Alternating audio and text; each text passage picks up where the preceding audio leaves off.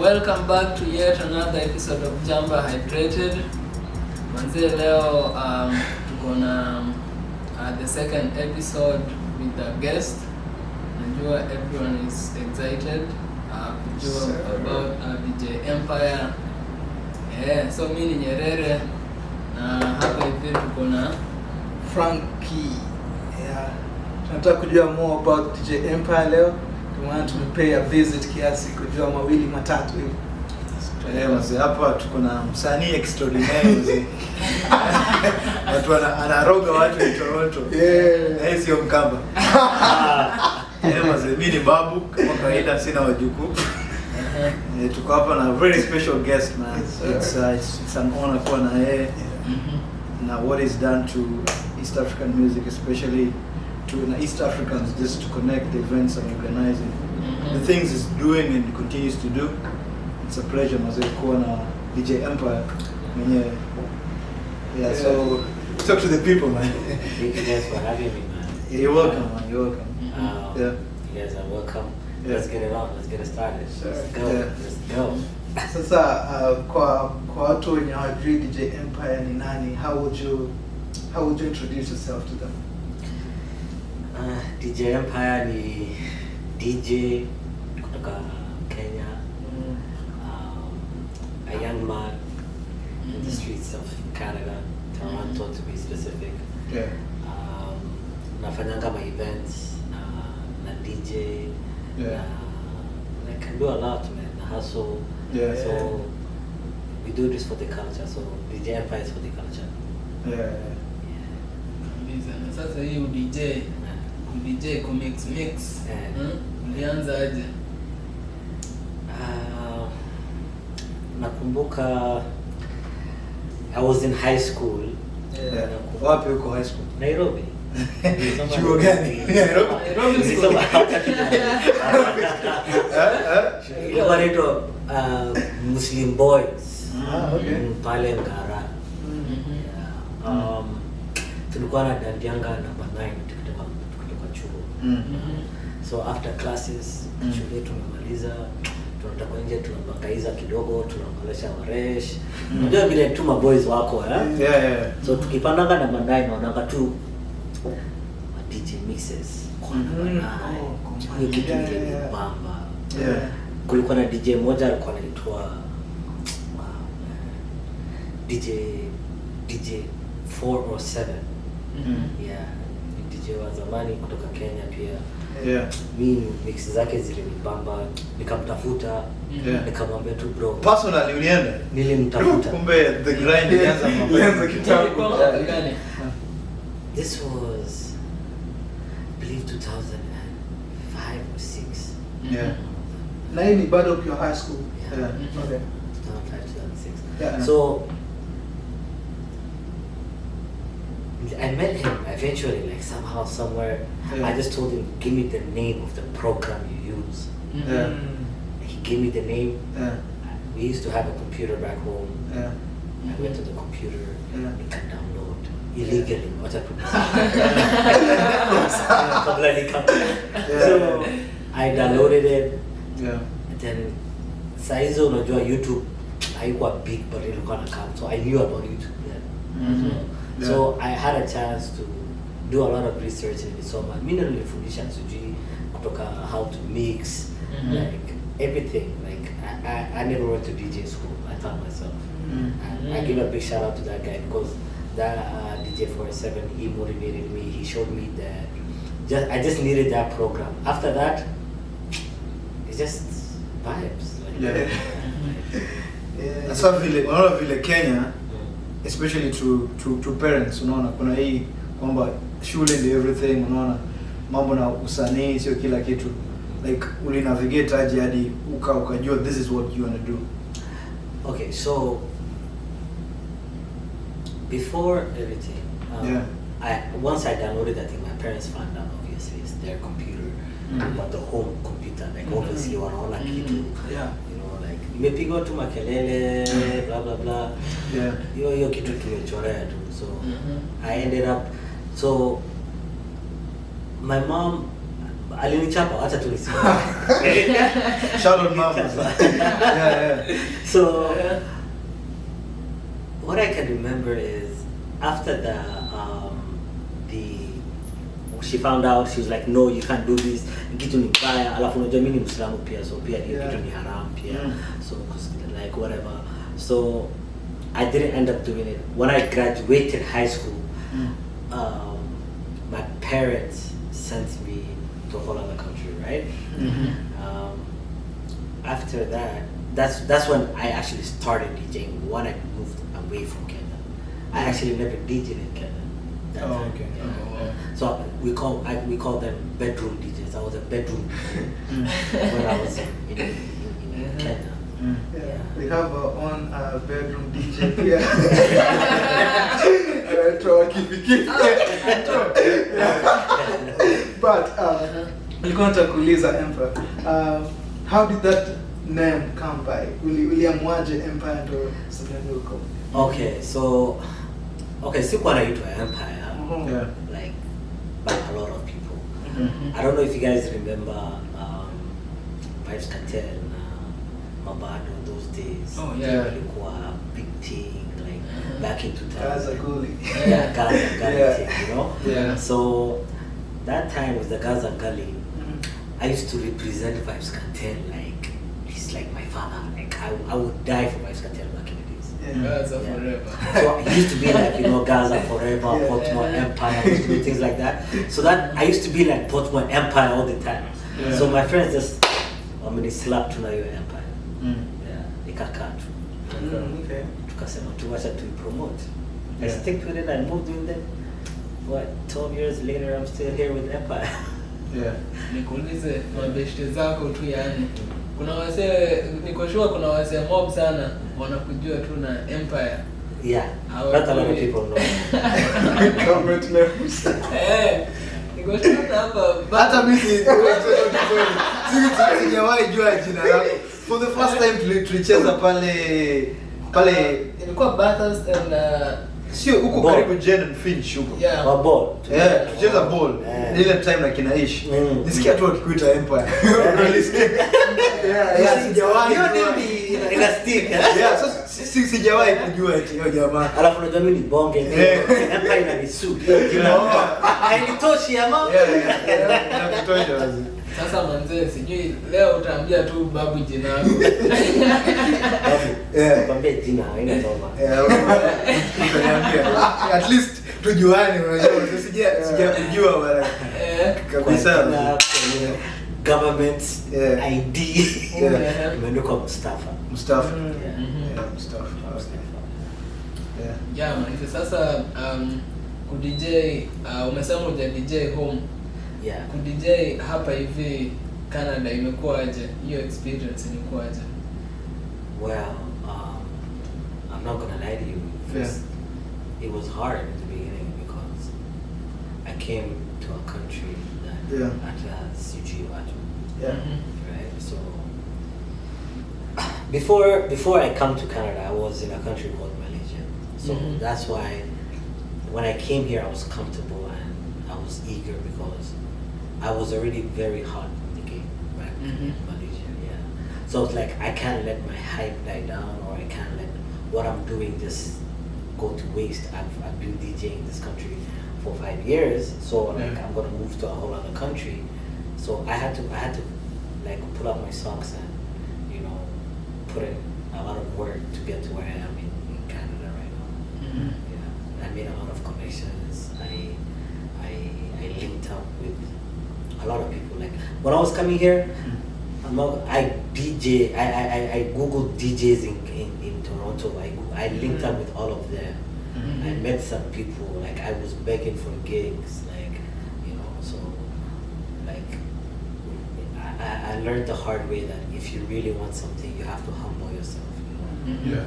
So I humbled myself, even though like mali nilitoka nilikuwa big shot, but nilikuja hapa because I accept first you have to accept the fact that you come to a new country and you're nothing. Yeah. Like hakuna mtu anakujua wewe hautambuliwi hivi. Yeah. So yeah, I linked up with a lot of people, man. I remember I met up a couple of DJs, come on DJ Ish. Yeah. Like Ish, before he even gave me a gig, I linked up with Flowmaster. Yeah. Solo. Yeah, DJs, Flowmaster, Yeah. Solo, yeah. Shout out to the OGs. Yeah. So, yeah, he hooked me up solo. This was the first month I was in Canada. I messaged him. I'm like, yo, bro, we need DJ in Kenya, like I'm really interested. I wanna DJ at your parties or whatever. They're like, all right, pull up, come, let's see what you got. Yeah. Then after my first event I did with him, literally a week after napigwa simu na mtu anaitwa Ish DJ Freeze. Sasa mimi unajua sikuwa najua kabisa. So aliniambia, bro, that time was around New Year's, I remember. He was like, bro, I heard you're a sick DJ and I want to put you on. I have a gig for you, come. Like, I was mind blown.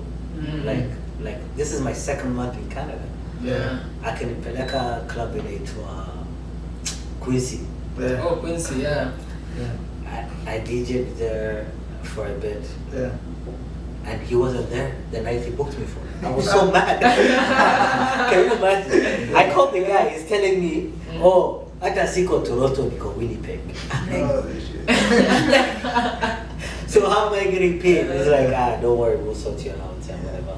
Yeah. So that guy, he put me on, he gave me a gig that I didn't even meet the guy. At the end of the night, napigwa simu tena. Na yeye aliniambia, every Saturday, I want you to come and play here. Yeah. Oh wow. Yeah, with him. But for the first whole year that I DJ'd with Quincy, I never got paid. Well, that's why I said you have to humble yourself to get to wherever you want to be. I never made a single dollar for a whole year of DJing. As a checky, after kufanya hizi like still small gigs but easy gigs ambazo you're working towards something. Yeah. And you humble yourself. Like nini ilikuwa your biggest breakthrough? After kuku DJ for a while ukasema kweli I can do this, because if you're not getting paid, it's different for many people unless you have the passion to do it. Some people can give up. Like, what made you keep going? Alafu ukafika your breakthrough ukasema well, me doing those small gigs doesn't mean that I was not getting paid, right? So like for example, towards that whole year, within that whole year, napigiwa simu like na mtu tu anasema, yo, we heard you play, come DJ for our event. So that's how I was building a brand, through humbling myself here, but also when somebody else calls me, I tell them my price, I tell them what I expect, I tell them what I want. Right? After that year, my breakthrough was, I can't remember, man. Okay, so you've always been winning. that's the truth, though. That's the truth, though. So anyway, I don't know, like within that year, and I remember there's a year that's in between, but I don't remember what I did. I got a call from a man called Lokman. He's also the owner of a brand called Kiza. Oh, Kiza. It's a restaurant. Yeah, Kiza. Lokman just called me. He's like, yo, Empire, we heard a lot of good things about you guys. I don't know you personally, but I would love to have you on my events. He's like, all right, cool. I went there. He booked me for one night at his club called Kiza. I DJ'd. It was mad. Like the vibe was correct. Everything was good. Then he just made me a resident of Kiza. I was there every night. Now imagine moving from a whole year not getting paid, and then now having every Friday, Saturday night paid. Wow. Yeah, it was in like the second year I was in the country. But The third year actually. Yeah. Okay, I have a question, Casey, about Sema ulianza Malaysia in the beginning first. And you're already like a big deal local. So Yeah. Why did you decide to move out here? My parents. Yeah. Mm-hmm. Yeah, Oh. They forced me. Yeah. They were like, they didn't force me. They were like, if you don't come and see us, because before that I hadn't seen them since I graduated high school. Mm-hmm. When I came to Canada, it was a whole 6-year gap. I didn't see my family. Mm. So my mom was like, Buddha, kama urudi huko wesi mtoto wangu tena. Oh, okay. Yeah. And like talking connections, right? Yeah. Na building a brand. Mhm. Because seriously, mimi nilikuwa nakujua tu kama yule jamaa tunacheza naye ball. Unaona? Sikuwa najua DJ Empire is a big deal. Alafu all of a sudden, right?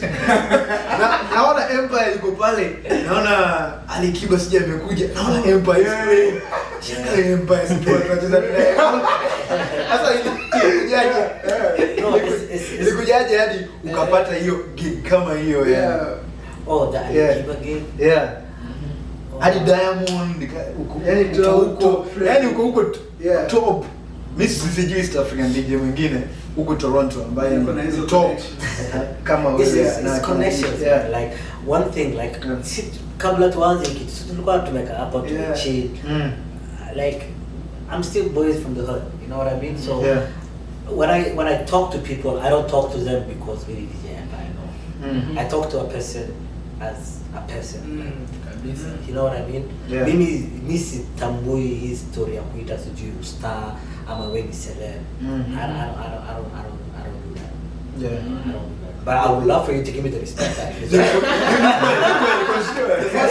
Tulikutana tukacheza ball, Yeah. alafu nikikuona pale na nashangaa Empire anakaa tu tunacheza naye. Unaona kupata mtu kujihumble to your level, Yeah.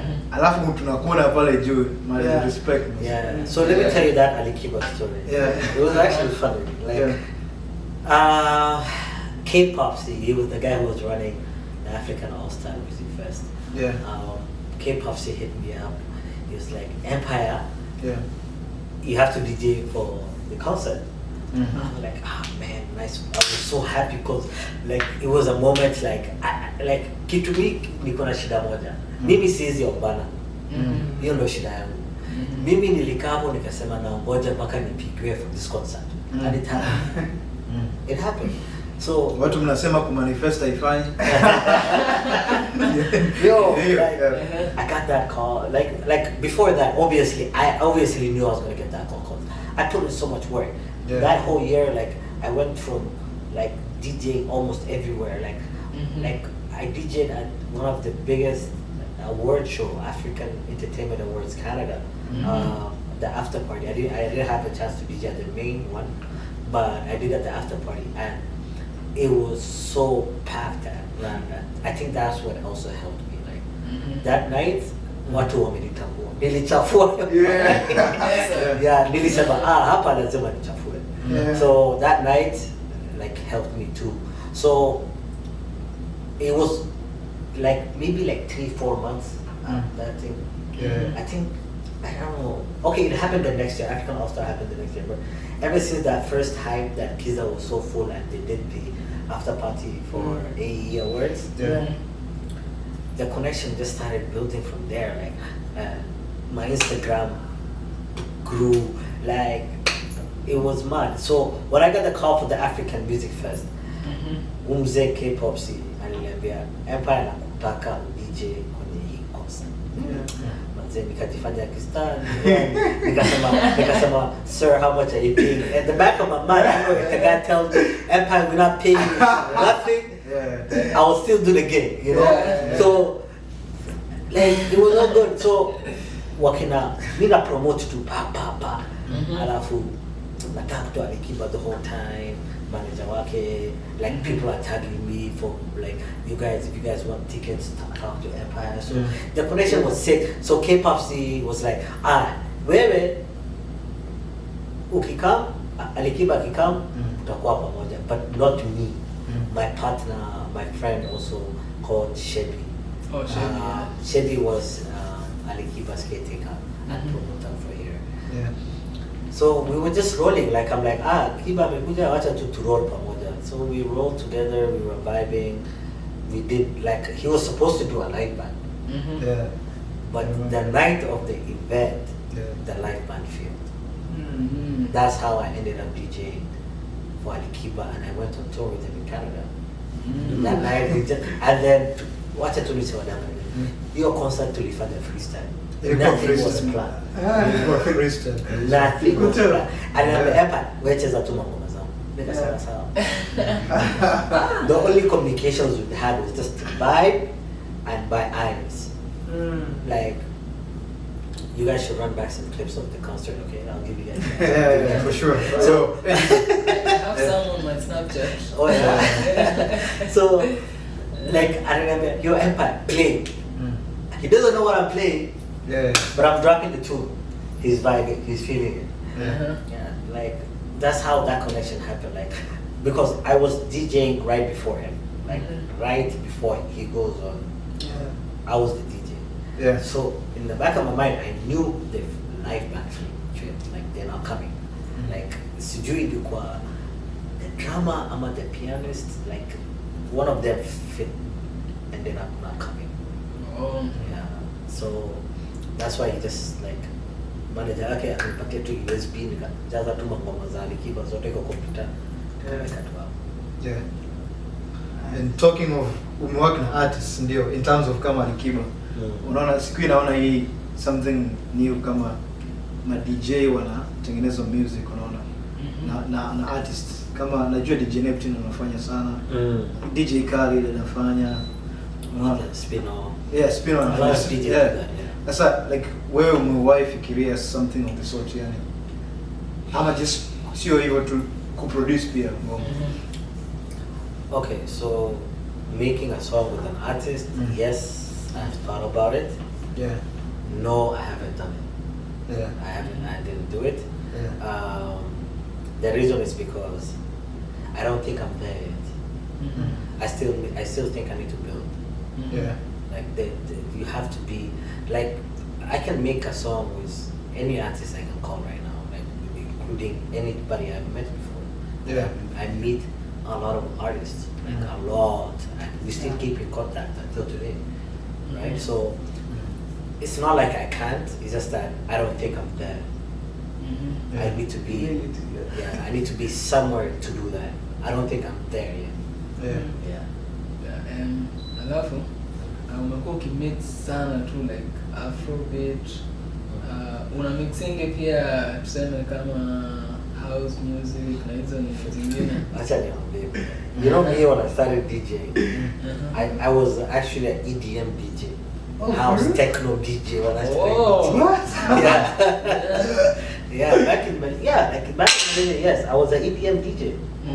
Yeah, because like over there they only listen to techno, bing, bang, boom, boom. Oh. So again, like you blend in, you do what you have to do. Yeah. You know what I mean? To make Yeah. ends meet, you gotta do what you gotta do. So I was an EDM DJ, but I consider myself as I don't lock myself to one genre. Yeah. Yeah, but for my crowd, we play African music. We're here to push the culture. Yes, sir. That's what we do. So Talking of African music, right? Afrobeat, unaona imekuja sana, especially in the diaspora. But it's mostly like music from West Africa, unaona. yeah. Apart from Diamond, unaona. Yeah. Na pia sio hayuko there yet. Unaona, there's still No, Diamond is there. is there, but unaona no, in terms of collab nao nini is there. Yeah. Lakini hatuna hiyo as East Africans, ndio hatuna hiyo recognition in the diaspora sana kama tuko na like ngoma zetu unaona. Yani huku Yeah. msee akisema Afrobeat. Yeah. Kitu ile come to mind in Nigerian, mostly West African music. Yeah. music. Yeah. Okay, so you guys need to understand that Mm. Nigeria, let's just use Nigeria. I'm not Yeah. gonna say West Yeah. Africa.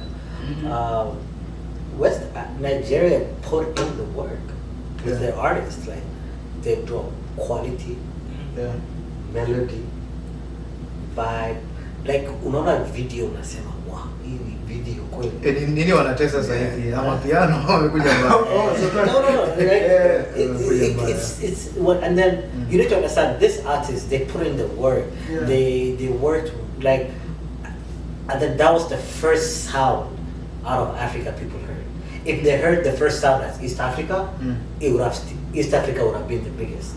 Yeah. But the first sound they heard was Niger music. Now, Nigerians are very, very supportive of each other. Yeah. You get, whether the artist was good or bad, they will still support that artist because it's their own. Yeah. We don't have that. We don't support each other like Yeah. as East Africans. Like a Uganda would not listen to a Kenyan music. You get. And then another thing you guys gotta understand is that country is huge, Yeah, very, very Oh, big. baby. Like Nigeria is like what 3-4 times Kenya, Yeah, population. Yeah. More than four times. right? Yeah. So like you need to understand, like imagine those 4 times people supporting one artist. That artist will become big. Yeah. Umecheki Kenya tumekuwa na voice yetu manze Gengeton. Mogigenje. Tuko na Mogigenje huko, tuko na wale wase wa Shambra. Yeah. Was again. Unaona aje Gengeton imekuwa vipi, inatuwakilisha na unaona future Gengeton. yake vipi? That's a very sensitive topic. Yeah. But Gengeton is Gengeton, man. Let them do their thing. We support still. Yeah. That's all I can say. Yeah. But all I can say is, like, to be honest, they just need to do better. Like, Yeah. in terms of packaging, man. Yeah. Yeah. Image really matters. Like, one thing that I've learned the hard way was image really, really matters. Like, first impression matters. So, if that's the content you're putting out, that's how we'll be remembered. You get, so all I have to say is that they just gotta improve their content. Not like Kapoa. Like, I don't have nothing against the music. Vibes equal. Vibes equal. You know, but content matters, man. Yeah. Yeah. Kama brand. Naona artist anakuja kushoot lakini hajakaa shape up ananyoa. Yeah. Unajua amevaa t-shirt iko na uchafu. So Yeah. those things matters, man. Yeah. So So tuki switch gears kidogo, maybe outside music, kuna vitu umekuwa ukifanya ka East African Connect yenye tu kuleta wasee huku wa East Africa wenye wako abroad ka sasa Canada hivi together and things like that. Kitu kaa hiyo, what inspired that?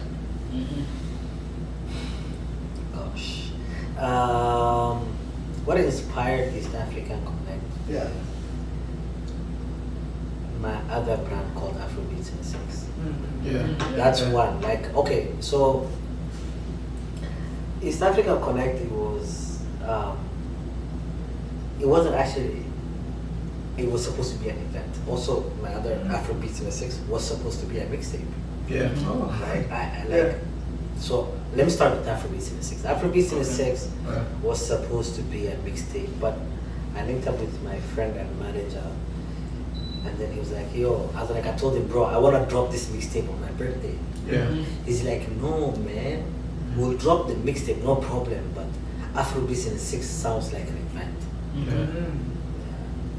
So the whole idea of having a mixtape, then to make it, to turn it into an event it sounded ridiculous in my head, Yeah. Yeah. but that my guy convinced me.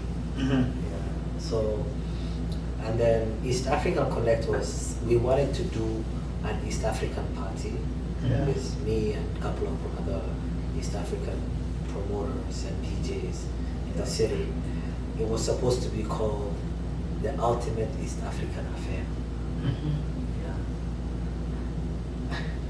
Tukakaa nayo, nikakaa nayo, nikasema no. this should be called East African Connect. Hii ilikuwa College Street before. No, this was before East African Connect. That College Street was the new wave, the new rebranded everything. Before that, ilikuwa tu wase tu just doing it for fun and money. But once the one on College Street is when everything changed. Yeah, East African Connect, the one at the College Street is when tukasema. Before that, obviously, it took an arm and a leg of me to gather everybody in the team, to talk to them. It took like 3 months of planning for just one night of a party. Yeah. It was kind of hard, but it got together, man. Shout out to the team and everybody in that team. Like, yo, I really love them. They do hard work. Like, without the team, there wouldn't be no East African Connect. It's not a one-man job. I could be the face of it, but it's not all me, man. Like, that team, they do good, you know. We have DJs, we have A&R, we have promoters in the team. We have, like, the team is big, and like it's amazing. Without them, I don't think East African Connect would be anything. Yeah. You know. So we did our first party at College Street at a club called Blind Tiger. Yeah. It was amazing. The turnout was mad.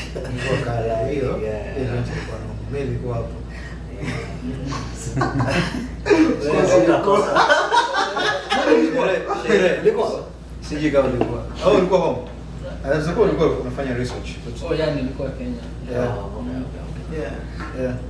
And then we had a follow-up event after that. We did the Masquerade Ball. Nilikuwa pia hiyo. Kule ilikuwa ni 645. Nilikuwa hiyo. Msema naenda sherehe zote. Na support the brand. Support the brand. Thank you for supporting. Yeah. Like the Masquerade Ball was just, it was beautiful. I'm not gonna lie to you. That's one of the most beautiful events I've ever went to in my life until today, because everybody was looking good. Like, even until now, I just go through those pictures. I'm like, wow. Kumbe hao ni watu wetu wamevaa hivi. To drop pictures up. Oh yeah, ni ile yenye mlienda. Tulienda Melak. Ndio. Yeah, your event ilikuwa lit. Like it was packed. That club was big. The club capacity was 800, and we had over 700 people in there. Yeah, it was almost big.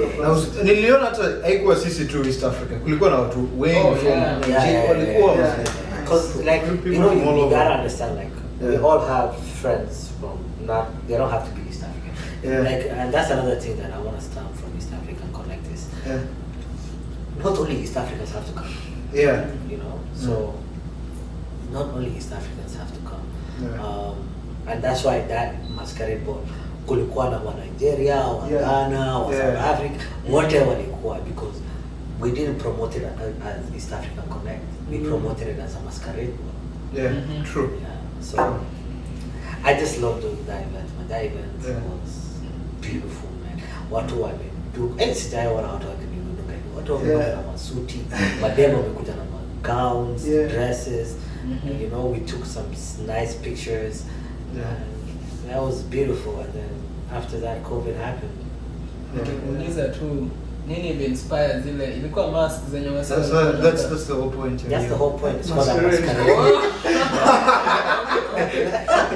It's called a masquerade. Sasa ndio hiyo. No, I don't think I will.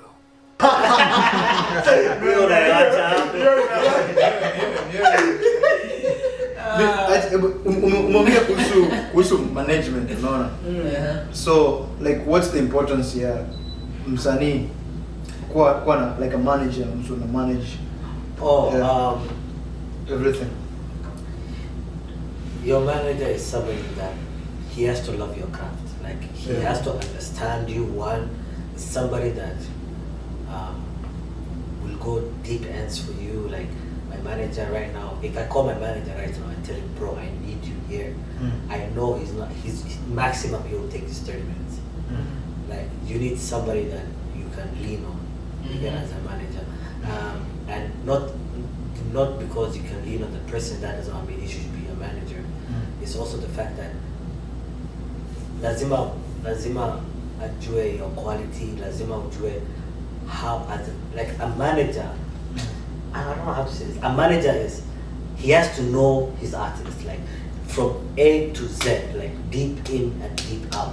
Like right now, my manager can sit here and tell you my whole life story without me being here. Yeah. Right? So, and someone you can trust, someone you can, he, like, obviously, say nikipigiwa simu, mimi nashika, lakini nakwambia bro, kiwa wasafi mwanasho mse, juu mimi sijui ku negotiate.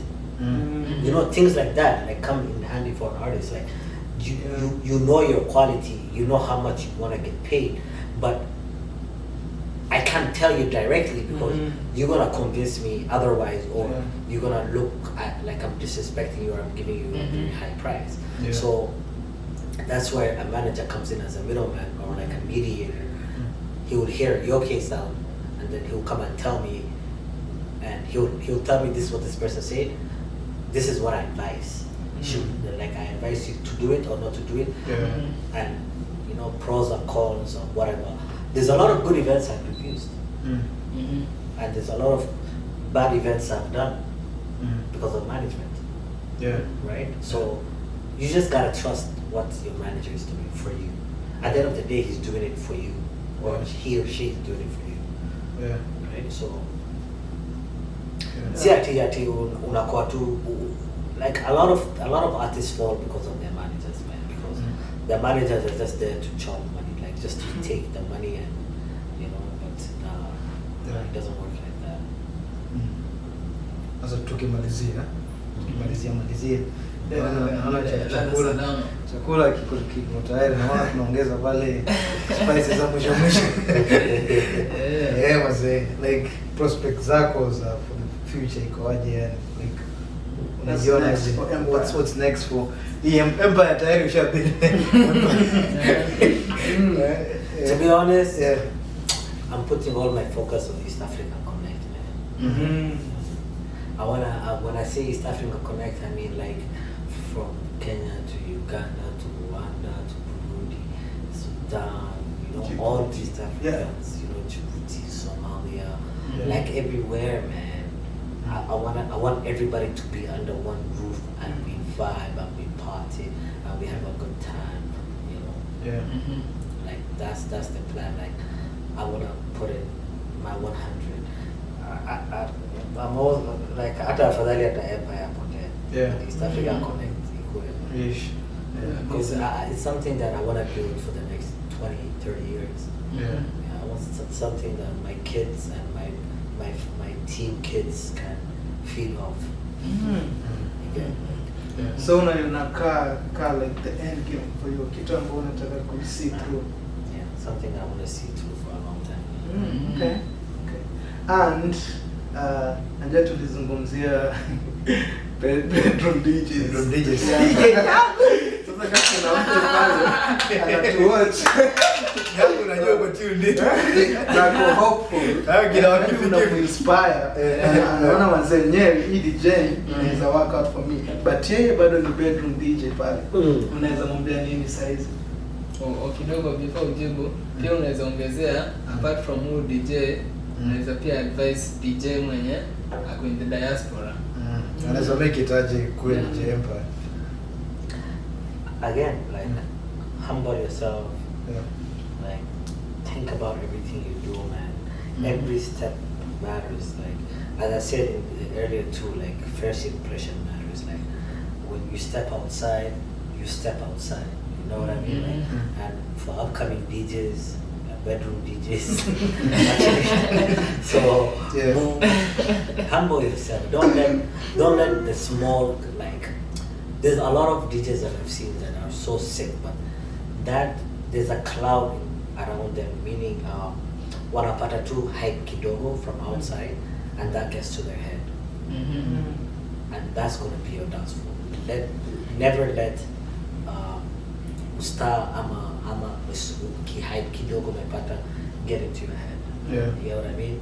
At the end of the day, bro, like you wanna do this long term, right? right? So don't let the small compliments you get, or this DJ Zika, that's just now, fam. Yeah. Don't let that get to your head ever. Like, be humble, like always practice, connect with people. Like, bro, you have to drag yourself to the ground to get to where you want to be. Straight up. You know what I mean? I drag myself on the ground 100 times. Until today I do. Mm-hmm. Because I have a vision. And I want my vision to be there. I don't want it to be just a dream. I want my dream to come alive. So you have to humble yourself. Yeah. Kabisa. Sasa tukikafunga. Unajua unakuja na swali moto za haraka. Coming in hot. Wazee. Take it easy, bro. Ni rahisi. Hizi vile jana practice. Pilau ama biriani? Pilau. Nairobi ama Mombasa, unaweza penda kuishi wapi? Kuishi? Nairobi. Sawa, ni kitu gani huwezi toka kwa nyumba bila? Simu. Okay, unapenda summer ama fall? Fall. What's your favorite drink? Juice. Sunrise ama sunset? Sunset. What's your favorite dish to make? Breakfast.